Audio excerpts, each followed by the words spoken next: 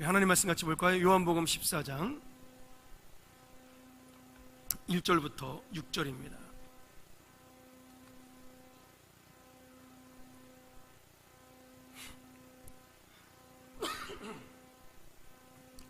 죄송합니다. 제가 코감기가 걸려가지고 목소리가 조금 매혹적인 목소리가 나오는데 이해 주시기 부탁드리겠습니다. 우리 한 절씩 교독하죠. 너희는 마음에 근심하지 말라. 하나님을 믿으니 또 나를 믿으라.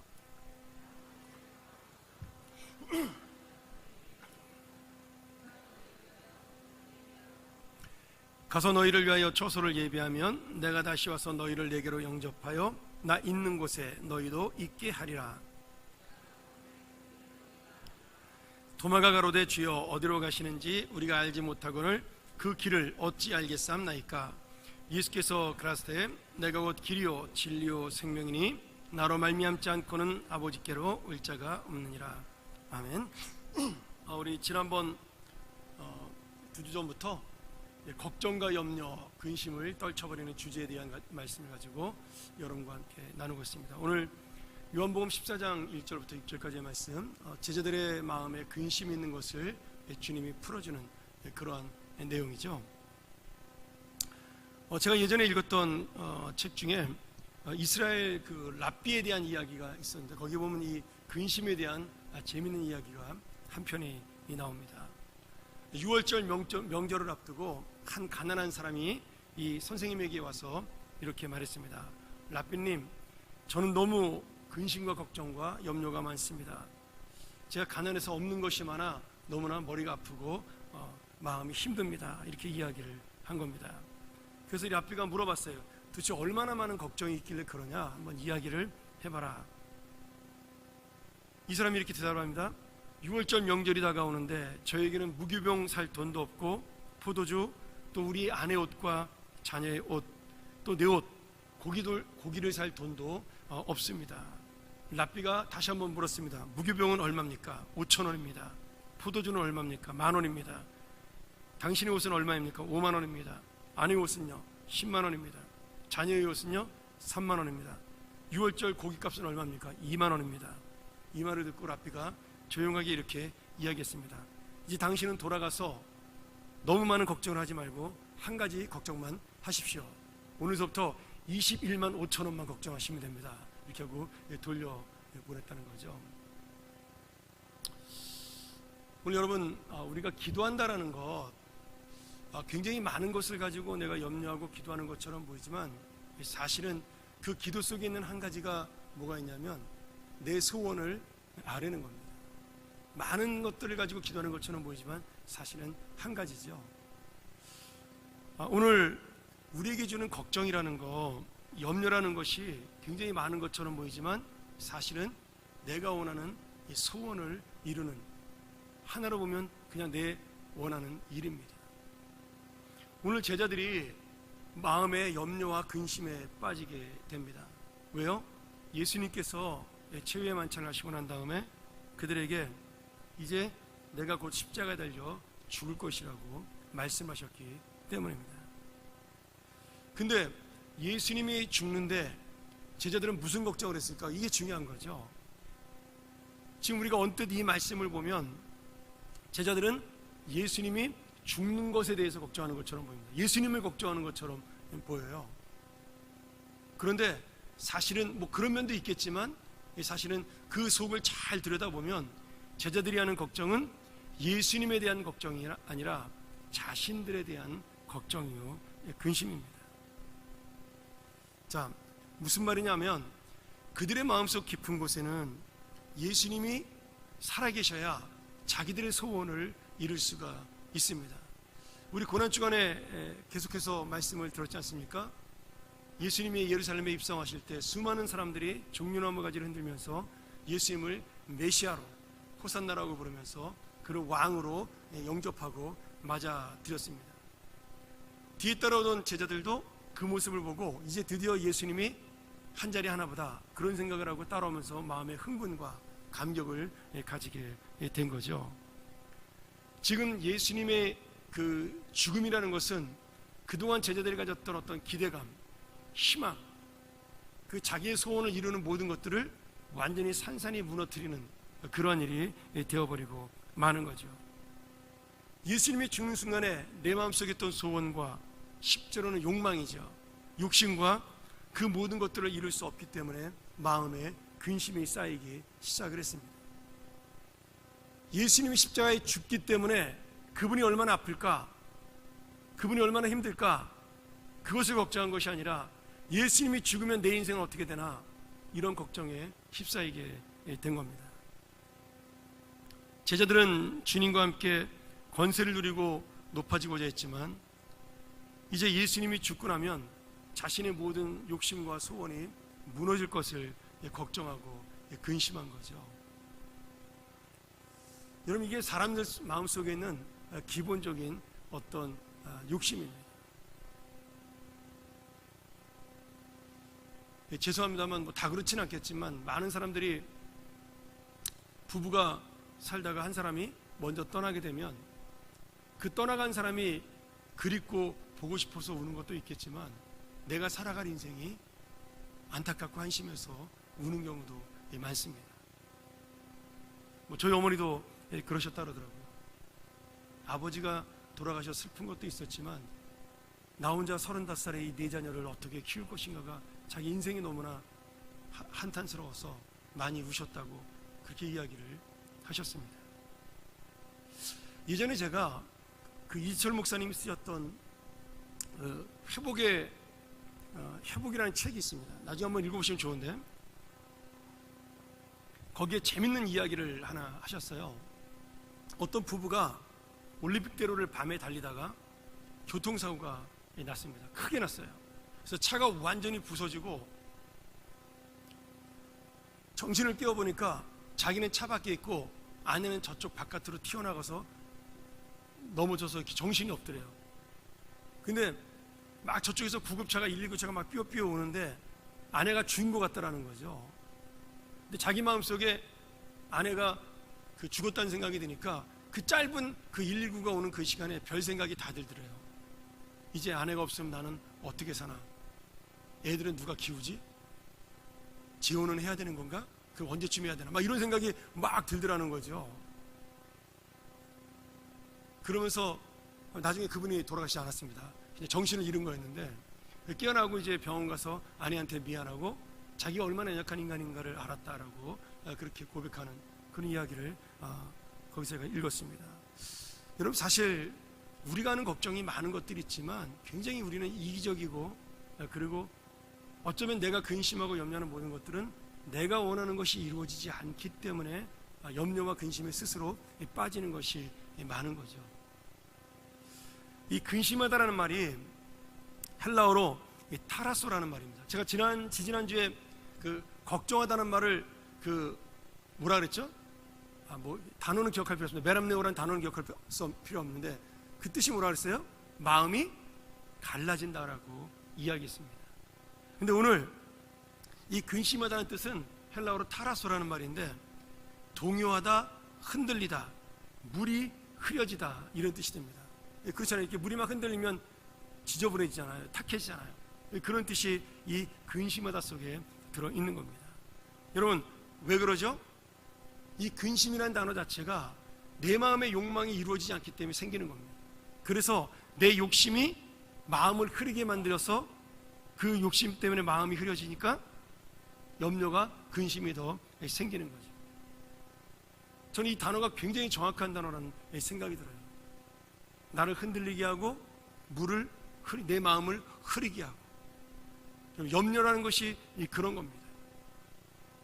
근심이라는 것이 그런 거죠. 오늘 여러분, 이 욕심과 소원, 다시 말하면 하나님의 뜻과 상관없는 나의 욕심과 마음이 바로 내가 갖고 있는 근심과 걱정의 원인이 되는 겁니다. 자녀가 결혼 안 해요. 근심되잖아요. 근데 여러분, 정말 결혼 안 한 것이 근심되는 건가요?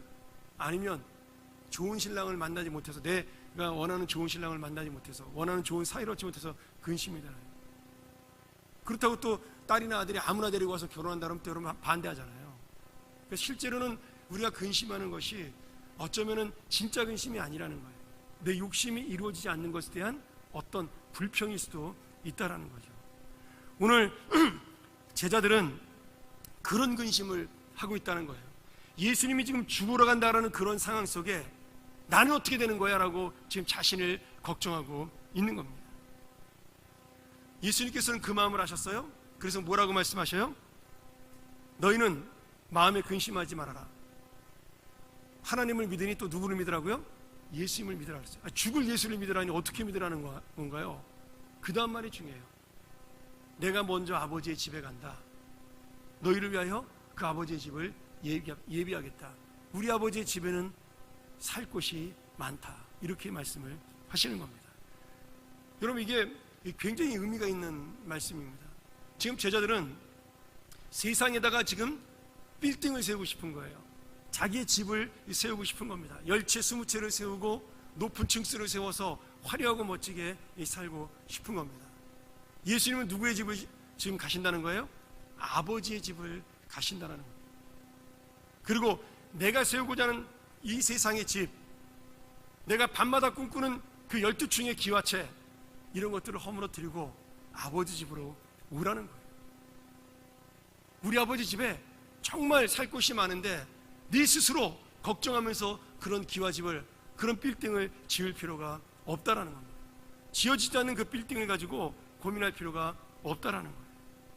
그래서 네가 세우고 네가 원하기를 머무는 그 걱정의 집, 이 세상의 집을 떠나서 아버지의 집에, 편안한 아버지, 아버지가 세우시고 아버지가 지키시고 우리 아버지가 함께 하시는 그 아버지의 집에 거하라고 말씀하고 계신 겁니다.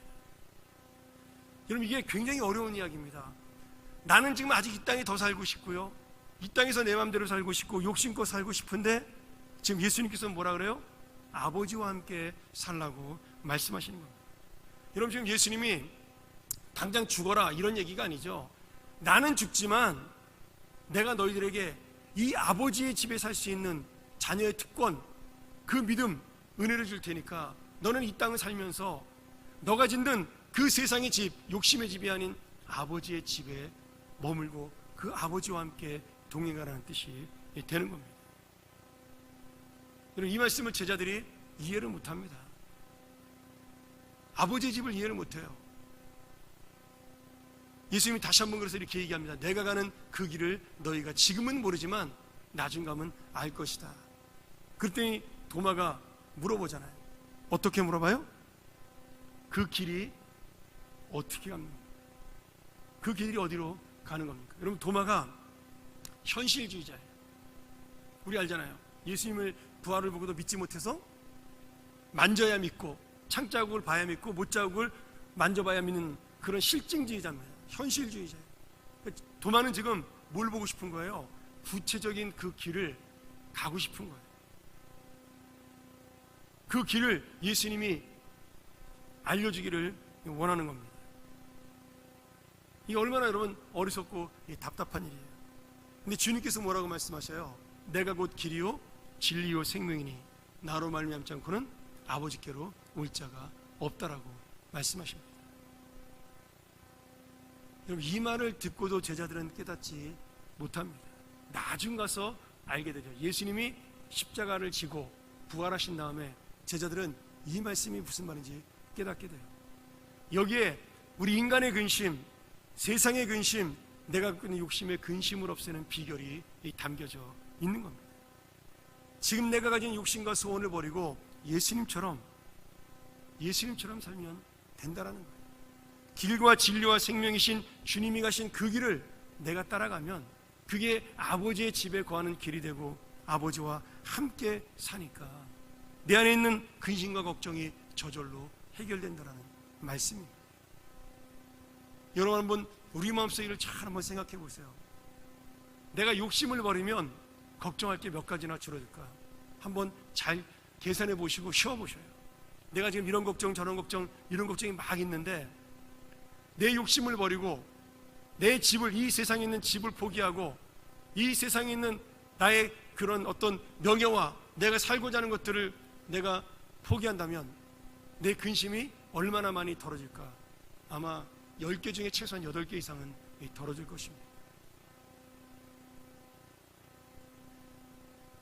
내가 근심하는 게 뭐예요? 못 살게 되면 지금보다 나쁜 집으로 이사가서 걱정하는 거죠.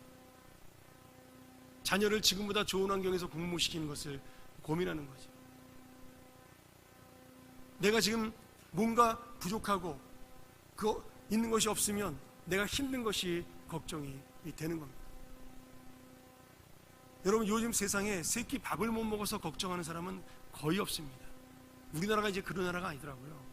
이제는 노숙자도요, 얼어는 죽어도 굶어 죽는 법은 없습니다. 제가 그 얘기 듣고 놀랐어요. 노숙자가 본인이 부지런하지 않아서 영양실조로 죽을 수 있다고 그러더라고요. 공짜로 주는데도 안 찾아가면 그럴 수밖에 없지만 최소한 걸어다니면서 얻어먹으면요, 우리나라에 밥 주는 데가 너무 많아서 이제는 절대로 굶어 죽는 거지는 없대요. 이제는 거지라는 단어 자체를 안 쓰잖아요. 얼어는 죽는다 그러더라고요. 조심하지 않다고. 그 말이 무엇입니까? 내가 걱정하는 것은 내가 지금 가진 것으로 만족하지 못하는 그것을 얻기 위해서 걱정한다는 거예요. 그것을 위해서 염려한다는 거예요. 예를 들어 이런 거죠. 이제 조금 있으면 지방선거 합니다. 이제 그 선거가 되면 많은 사람들이 뭐 이제 나오겠죠. 시의원 나오고 뭐 이렇게 도지사도 나오고 뭐 시장도 나오고. 그러면 떨어질까 안 될까? 이제 염려하고 근심이 될 겁니다. 여러분, 그거 안 나가면 없어질 근심이에요. 그거 안 하면은 아무런 걱정거리가 생기지 않는 거죠. 근데 우리가 그것을 얻기 위해 나가기 때문에, 욕심을 부리기 때문에 사실은 그것이 염려가 되고 걱정이 되고 스트레스가 되는 겁니다. 물론 뭐 큰 뜻을 품고 올바른 일을 하기 위해 나가는 분도 많이 있겠지만, 뭐 사실 얼마나 그런 분들이 되겠어요. 다 명예욕이죠, 사실은. 물론 그런 분들이 있어야 나라가 돌아가지만, 여러분, 얻는 것만큼 근심과 염려도 더 많아지기 마련입니다. 그래서 가장 염려가 없는 사람이 누구예요? 가장 걱정이 없는 사람이 아무것도 가지지 않은 아기입니다. 자기 힘으로 아무것도 할 수 없는 아기가 염려가 없는 겁니다. 여러분, 오해하시면 안 돼요. 염려를 걔네들이 못하는 게 아니라 염려를 안 하는 겁니다. 그게 중요합니다. 그 아이는 욕심이 없기 때문에 염려를 안 하는 거예요. 그 아이에게 필요한 건 뭐예요? 엄마의 젖만 있으면 되는 겁니다.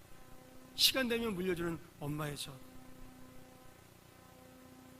그러면 그 아이는 인생에서 가장 행복한 사람이 되는 거죠. 예전에 누가 그런 말을 저한테 한 적이 있습니다. 진짜인지 모르겠어요. 혹시 의사가 계시면, 정신병자들이 있는 병동에 가면 스트레스를 받지 않는다 그래요. 우울증과 좀 다른 의미죠. 그러니까 정신 이상자들이나 이렇게 과대망상증 이런 분들은 절대로 스트레스를 받지 않는다 그러죠. 왜요? 이미 다 자기 안에서 이뤘기 때문입니다. 그 안에 자기가 왕이 되고 대통령이 되고 재벌이 되고 수많은 것을 자기가 마음대로 상상 속에 이루기 때문에 스트레스를 받지 않는 거죠. 오늘 여러분, 근심을 없앤다는 것이 무엇일까요? 예수님께서는 오늘 그것을 너의 욕심을 버리라는 말씀으로 우리에게 전해주고 있는 겁니다. 아버지의 집에 거할 수 있으려면 내가 가진 집을 포기해야 되는 겁니다. 아버지의 마음을 닮아가기 위해서는 내 욕심과 내 인간적인 마음을 버려야 되는 겁니다. 제자들은 예수님이 왕이 되어야 자신들의 소원을 풀고 좋은 집에 살고 행복하게 된다고 착각을 했습니다. 근데 주님은 지금 완전히 반대로 말씀을 하시는 거죠. 예수님이 죽고 하나님의 뜻이 이루어지고 내가 그 길을 따라가야지만 영원한 아버지의 집에 살 수 있고, 그리고 너희들이 진정한 평화와 행복을 얻을 수 있다라고 그들의 가치관을 바꿔 놓으신 겁니다. 그리고 부활 후에, 예수님의 부활 후에 제자들은 그것을 깨닫게 됩니다. 그들은 한 푼의 재산도 갖지 않았고 좋은 집도 갖지 않았지만 그들은 날마다 행복했고 날마다 평화롭게 살았습니다. 오늘 여러분, 우리 역시 근심하고 걱정하는 일이 무엇일까요? 대부분 내 소원이 이루어지지 않는 것이 나의 근심거리입니다. 내가 원하는 것을 채우지 못하는 것이 나의 염려입니다. 그러므로 사실 내가 갖고 있는 근심과 염려는요, 다른 말로 말하면 욕심이라고 할 수가 있는 거죠. 제가 요새 그런 욕심이 듭니다. 이제 저도 죄송합니다만 나이가 들어가니까 몸이 옛날처럼 이렇게 펄펄 나르지 않습니다. 제가 지난주에 특별새벽 기도하고 뭐 계속 훈련한다고 저녁에 늦게 자고 그랬더니 이제 몸에 무리가 왔으니까 감기가 다시 걸렸겠죠. 금방 났었는데. 근데 제가 예전에는 이틀씩 막 밤을 새고 그래도 2시간만 자고 일어나면 몸이 끄떡이 없었습니다. 예전에 제가 부목사 할 때 우리가 바자회 같은 거 교회에서 1년에 한 번씩 했지 않았습니까? 그때 굉장히 준비 많이 했는데 그때 저 집에 안 가고 차에서 잤습니다. 그리고 아침에 그냥 그 옆에 있는 지금 없어진 저 밑에 그 목욕탕 가서 하룻밤 샤워하고 오면 끄떡 없었습니다. 근데 지금도 마음은 그렇거든요. 지금도 그때랑 마음은 똑같습니다. 하나도 늙지 않은 그런 마음이죠. 근데 지금은 밤에 12시 넘어서 잠만 들어도 아침 되면 머리가 아픕니다. 조금만 못 자고 그래도 힘이 들어요. 그래서 어쩔 때 한번 기도하면서 하나님, 내가 좀 주님의 일 좀 열심히 할 수 있도록, 더 힘이 갈 수 있도록 좀 튼튼한 체력 달라고 가만히 그런 마음을 갖고 기도하다 생각해보니까 그게 뭐예요? 욕심입니다. 나이를 먹었으면 먹은 만큼 몸을 갖는 게 정상이죠. 뭐 배는 나오면 안 되겠지만 그래도 좀 이렇게 근력도 떨어지고 체력도 떨어지는 것이 당연히 정상입니다. 근데 제가 어떻게 보면 기도하는 것이 자연의 섭리를 거스리는 기도를 모르는 거죠. 그 염려와 걱정이 사실은 하나님이 주시는 자연스러운 인생의 길인데 나도 모르게 그것을 달라고 기도하면서 내 스스로 하나님께서 이 자연의 역사를 바꾸게 달라는 기도를 했다는 사실을 모르는 거예요. 뭐 거창하게 너무 생각하는지 모르지만 여러분, 사실은 우리의 기도가 그렇습니다. 어떤 부분에 많은 부분들이 내가 갖고 있는 그 욕심들이요, 내가 갖고 있는 생각들이 하나님의 원칙과 상식을 파기하고서라도 나에게는 좋은 일을 달라고 기도하는 것들이 있다라는 거예요. 그리고 그것이 안 되면 나에게 염려와 걱정이 된다라는 거예요. 때가 돼서 나이가 들면 세상을 떠나는 것이 정상입니다. 아무리 사랑해도 아무리 좋아해도 소용이 없습니다. 그리고 그것을 못 견디는 것은 사실은 하나님의 뜻을 불순종하는 거예요. 아무리 슬퍼도 그 슬픔을 극복해야 그것이 하나님의 뜻인 거죠. 왜요? 이 세상에 영원히 사는 것은 하나님의 뜻이 아니기 때문입니다. 근데 가끔 우리는 그것 때문에 하나님을 원망하거든요. 조금 일찍 떠났다고 원망하고, 조금 아프게 떠났다고 원망하고, 그 원망 자체가 하나님의 원칙을 거스르는 불순종이라는 사실을 느끼지 못할 때가 많습니다. 뭐 그런 것들이 한두 개겠습니까? 그래서 오늘 말씀 보면서 나는 혹시 제자들과 같은 마음을 품지 않았나 한번 돌아봤으면 좋겠어요. 내가 근심하는 것이 무엇인가? 정말 주님의 뜻을 걱정하는 건가? 주님의 십자가를 걱정하는 것인가? 아니면 내가 갖고 있는 소원이 이루어지지 않는 것을 향해 내가 이렇게 아파하고 힘들어 하는 건가? 저 사람 없으면 못 살 것 같은데 아닙니다, 여러분. 다 삽니다. 6개월만 지나면 다 살아요. 살이 좀 빠져서 그렇죠.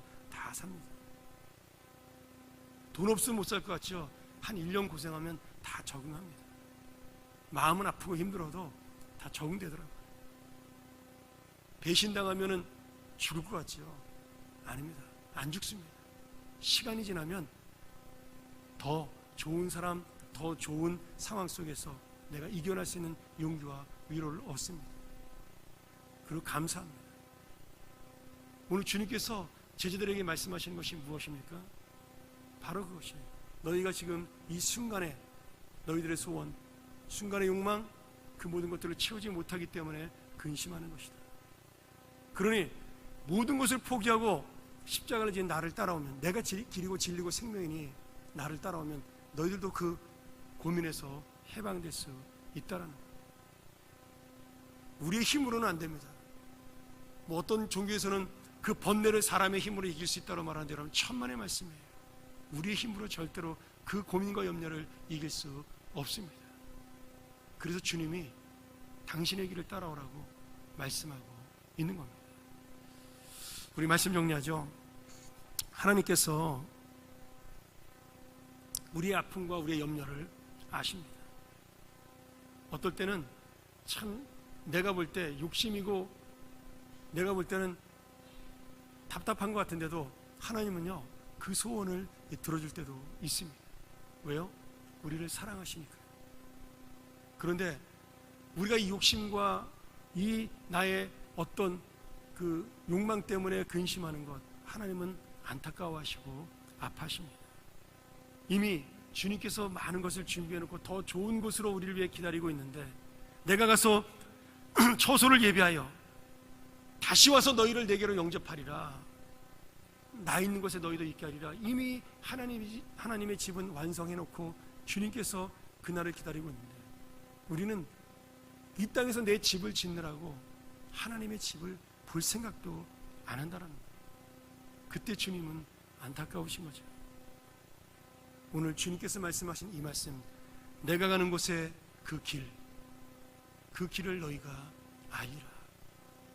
여러분, 지금이라도 우리가 알았으면 좋겠습니다. 내 마음의 근심이 어디로 온 건지, 내 마음의 염려가 어디서부터 시작된 것이, 정말로 하나님의 마음을 알고 하나님의 뜻을 알아서 이 근심과 염려를 이기고 주님 앞에 다시 서는 우리 귀한 주님의 자녀들 되기를 주의 이름으로 간절히 축원합니다.